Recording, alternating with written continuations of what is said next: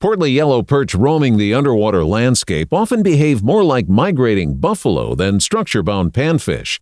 Let's join Jon for all the details you need to ride herd on these wandering schools and catch more tasty jumbos all winter long.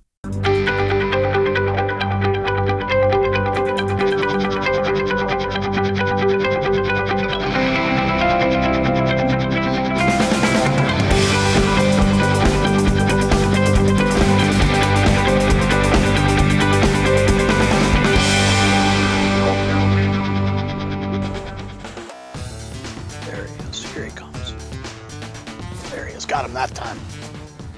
Boy, that guy railed it. That's what happens after you miss a fish a couple times. You get them a little tuned up down there and a few of them are around. That's a great jumbo perch to start our day with right there. That's exactly what we're chasing today. Big jumbos. And you know, there's a time of the year, no matter what time it is of the year, you can make jumbos bite. You just got to be in different areas. They're probably the most willing species out there. There's times of the year that it seems like the dog days of winter hit and it gets hard to catch walleyes, or it may get hard to catch pike or even crappies. But one thing about perch is perch seem like they're willing to bite in one place or another all year long. The whole key is just making adjustments. You got to adjust locations, because here's the thing. What's really neat about perch is they're willing to be shallow, they're willing to be deep, they're willing to be in between, and here's why. They can adapt their feeding habits. They don't get so tuned in. Anywhere in any given body of water, there is something that perch are willing to eat, no matter whether it's shallow or deep. Where, you know, a walleye, he might get really tuned in on some type of minnow that they're eating in a system. It may be a shiner, or it may be crayfish, or whatever it may be. But perch, they will adapt to whatever's available to eat, and they'll adapt to the oxygen levels a lot better than a lot of other fish. So if you just follow them along through the progressions that we're going to talk about today, you can catch fish all winter long. And perch, when it comes down to it, I think they are one of the most willing species out there when it comes to being able to go out and get bit day in and day out. Let's see if we can find us another one here.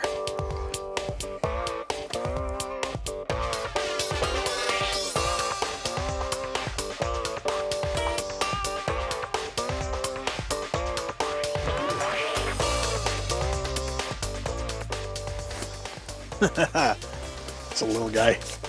That's why I was having a hard time getting him to bite. It's just a littler fish. Got a pretty big offering down there.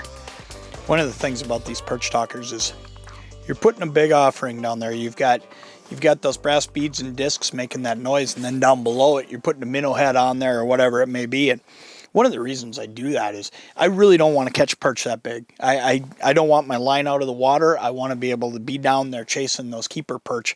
And a lot of times if you go with too small a bait, what you find out is you catch way too small a fish, because those fish will get really aggressive if it looks like something easy for them. And sometimes a bigger fish won't even come up and touch a small bait, because ultimately if they're not tuned in on a bait that size, what happens is they're not even interested in it. It's not enough for them. So I usually start on the bigger side of the spectrum when I'm out here, because ultimately I'm looking for those bigger fish, and I tend to believe that they're looking for a little bit more substantial meal. That's a good fish. You just tell the way this one came in. You can often tell when you look at that screen the difference between a bigger jumbo and a smaller one. And a lot of times it's just how yellow and how thick is it when it comes up. It's not necessarily the length, it's how thick is it. And that one right there, I could tell when he came up that was going to be a good jumbo, because he just came up, and I mean, that line was thick. It wasn't necessarily any longer than any of the other lines, but when they come up and they're thick and it's yellow, boy, I'll tell you, a lot of times that is a really good fish, just like this one right here. When you think about the progressions these perch make throughout a year, I split it up into 3 different times of the ice season. One is that early ice point, and that's when these fish, and that's a great perch right there, we'll throw him in there, but that's when these fish are going to be up in that shallow water. And the reason they're in there is they're still in there relating to those weeds. A lot of times that's a cabbage bed or it's some bulrushes or whatever it may be that they were relating to in the fall. And here's the thing, those fish are going to be in 10 feet or less quite often in there, and they'll stay there for quite a while. As long as there's food in there, they'll stay in there and they'll mill around and eat. But a couple things push them out of there. One is pressure. The pressure of people fishing them will move them fast. And the second is vehicle pressure. As soon as you have vehicle pressure getting onto those certain areas, because it's so shallow, it'll often move those fish. And the third thing that'll actually play into it a fair amount is just their preference in food. At that point in time, they're chasing minnows around in there. Now, when those minnows start moving out a little bit, these perch are going to move out a little bit too. So I always like to start on that first ice. You know, when we're talking December, I want to be in there on those weeds because those weeds are as alive as they're going to be all winter, and those fish will be in there. Then they'll start that move out a little bit deeper, but that is a dynamite spot to start your season on, is anything, you know, 10 feet in that neighborhood right before that first major break that seems to happen in so many Midwestern lakes, somewhere between 10 and 15 feet. Up on that top side of that, there's usually a lot of perch early.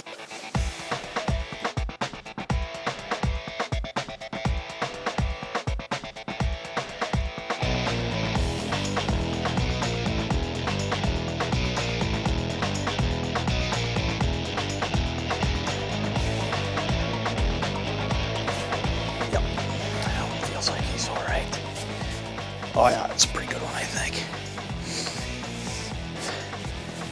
You look at the time frame we're in now, you get into midwinter, and that's what we're fishing right now is midwinter. And I think this is one of the neatest times to fish perch too, for another reason. They're as easy to find right now as they're going to be all year, and here's why. Fish like this one right here, they've slid out into deeper water. And that guy right there, he's out here over 20 feet of water, and what he's doing now is he's roaming around with the ability to eat about anything, but I can see him on my sonar a lot easier because I don't got to worry about whether that fish is up in the weeds or not. He doesn't have as many places to hide once he gets out here deeper. So what's happening now is this guy's out here, he's roaming around with his choice of what he wants to eat. He can eat minnows.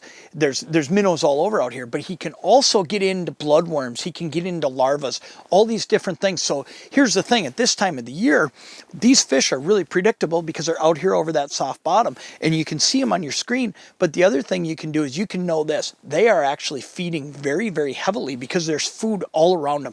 There's food everywhere they look. We're in the shallows. They might feed at predominant times because they're chasing minnows and rounding them up. Out here, there's food everywhere, and it's not all running away from them. Right now, things have gotten a little bit more stagnant in the system, this midwinter time frame. Everything slows down a little bit, including the minnows, so they can eat all day long. And like I say, they're really easy to find because all you're looking for out here is any little humps, any little, you know, changes in that contour line, but stay near soft bottom. If you're near soft bottom out here in the middle of winter, there's all kinds of food for them, and it's going to draw those perch in.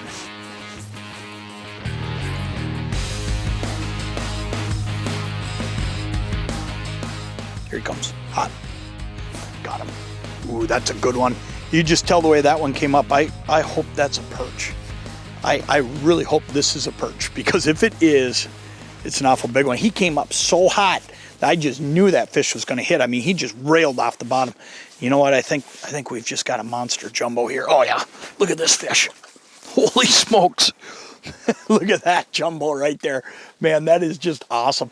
This perch fishing, it can just be great from first ice all the way till the day that the ice leaves the lakes. The whole key, though, is just following the progression. You know, start in there shallow, stay in those weed beds until those weeds start dying off, then slide out deeper, and then you want to stay out in this neighborhood until all of a sudden that little push starts where they go back. And here's what that is.